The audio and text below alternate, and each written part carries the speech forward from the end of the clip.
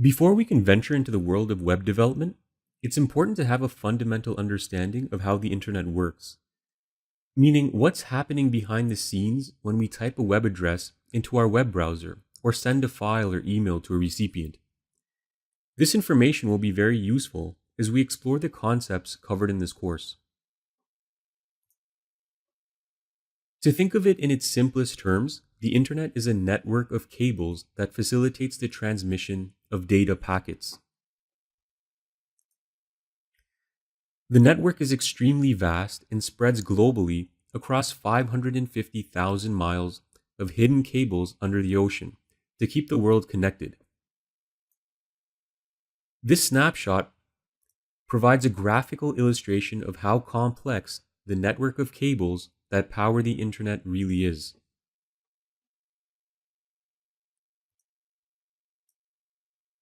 A data packet contains the information being transmitted, such as an email, file, or web page, in raw text format, and also the location of the sender and the recipient of the data packet.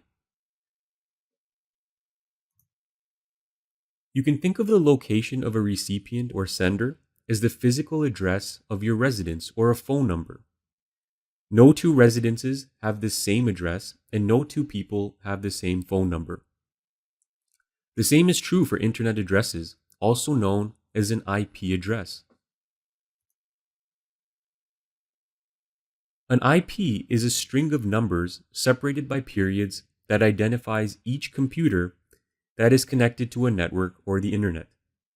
For example, the IP address for Google.com's web server is 74.125.224.72. Each website has its own unique IP address. We'll discuss how this IP translates into Google.com later in this lesson. Let's take a look at an example of an email data packet.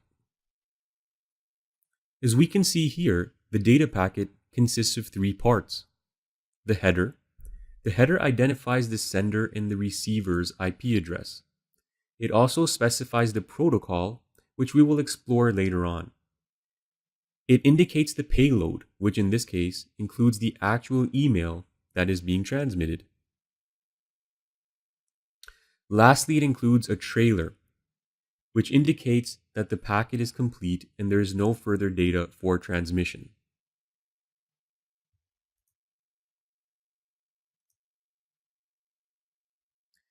The speed at which these data packets can be transmitted over a network is determined by bandwidth. Bandwidth transmission capacity is measured by bit rate. The bit rate is the number of bits per second that a digital network can transmit. Another measure of data transmission speed is latency. This is the amount of time it takes for one bit to be sent from the sender to the receiver. Let's take a look at an example. If you want to send a 4 megabyte MP3 file to a friend through an email attachment in 4 seconds, you would require a bit rate of 8 megabytes per second. This is because 8 million bits equals 1 megabyte.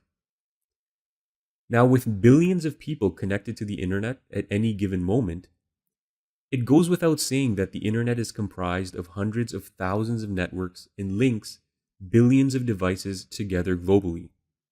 With this level of connectivity, you might be wondering how each individual network device can efficiently and accurately interpret and read data packets from various unique senders.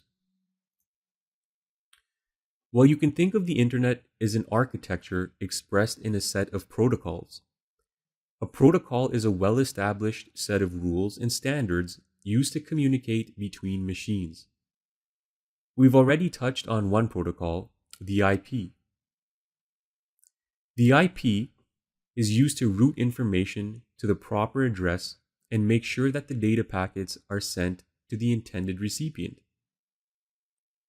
Note that the IP protocol does not facilitate physical connections between computers to transmit data packets.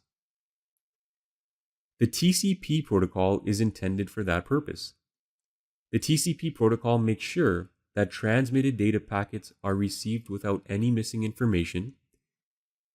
If it's determined that the data packet is missing data, TCP will request that the sender resends them. Some other protocols that we'll explore in this course include HTTP, HTTPS, SMTP, and FTP.